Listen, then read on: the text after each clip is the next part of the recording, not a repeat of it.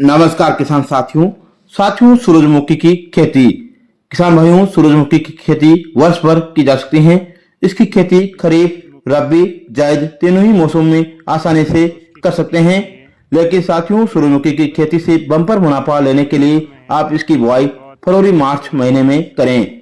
बात कर लेते हैं सूरजमुखी के लिए आवश्यक जलवायु की। तो साथियों, सूरजमुखी की खेती के लिए शुष्क जलवायु की आवश्यकता रहती है। इसके बीजों के अंकुरण के लिए 20 से 25 डिग्री सेंटीग्रेड तापमान की आवश्यकता रहती है। वहीं बात कर लेते हैं सूरजमुखी की खेती के लिए मिट्टी की। तो इसकी खेती सभी प्रकार की मिट्टियों में कर सकते हैं, लेकिन बलुई दोमट मिट्टी, काली मिट्टी में इसकी खेती अच्छी मानी गई है। बात कर लेते हैं बुआई की करने का तरीके की। तो साथियों, इसके बीजों की बुआई आप छिड़काव विधि से और कतार विधि से कर सकते हैं। लेकिन साथियों, अच्छी पैदावार लेने के लिए आप कतार से कतार की दूरी लगभग 25 से 30 सेंटीमीटर रखें और पौधे से पौधे की दूरी 4 से 5 सेंटीमीटर रखें। किसान साथियों, बात करते हैं बुआई के समय की। किसान भाइयों, वैसे तो सूरजमुखी की बुआई आप वर्ष भर कर सकते हैं, लेकिन अगर आपको अच्छी पैदावार लेनी है तो फरवरी मार्च के महीने में इसकी बुआई करें। बात कर लेते हैं उन्नत किस्मों की। तो इसकी किस्में संकुल किस्में, जिन्हें सामान्य किस्में के नाम से जानते हैं, वहीं हाइब्रिड किस्में भी आती हैं।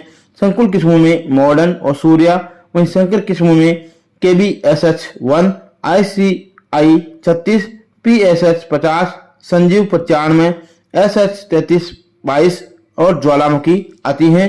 इसके अलावा NSFH 36 भी आती हैं।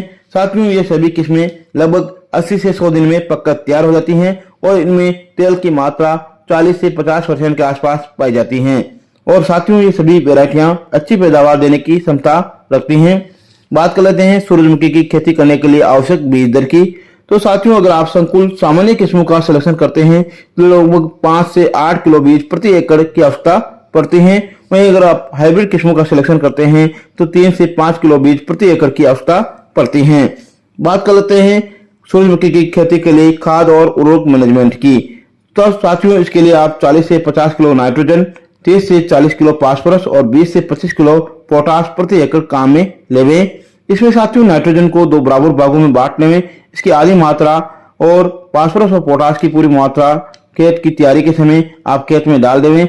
इसके अलावा नाइट्रोजन की आधी मात्रा को टॉप ड्रेसिंग के समय 25 से 30 दिन के बाद उपयोग में लेवें।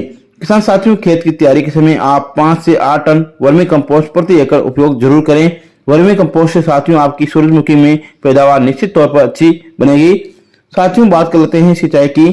तो सूरजमुखी में 5 से 6 सिंचाइयों की आवश्यकता पड़ती है। इसमें पहली सिंचाई आप 20 से 25 दिन बाद करें, दूसरी और तीसरी सिंचाई लगभग 10 से 15 दिन के अंतराल पर करें।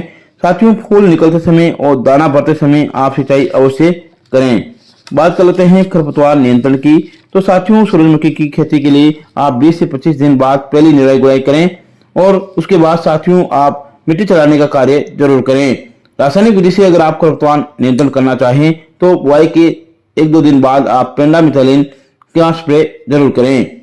बात कर लेते हैं साथियों सूरजमुखी की कटाई और मड़ाई की। किसान भाइयों, सूरजमुखी की फसल की कटाई और मड़ाई करने का सही समय क्या है और कब करनी चाहिए? जब सूरजमुखी के बीज कड़े हो जाएं तो मुंडकों को कटाई करके, फूलों की कटाई करके एकत्रित कर लेना चाहिए तथा इनको छाया में सुखाना चाहिए। उसके बाद साथियों डंडू से या थ्रेशर के माध्यम से इनके बीजों को निकाल लिया जाता है। अब बात करते हैं पैदावार की।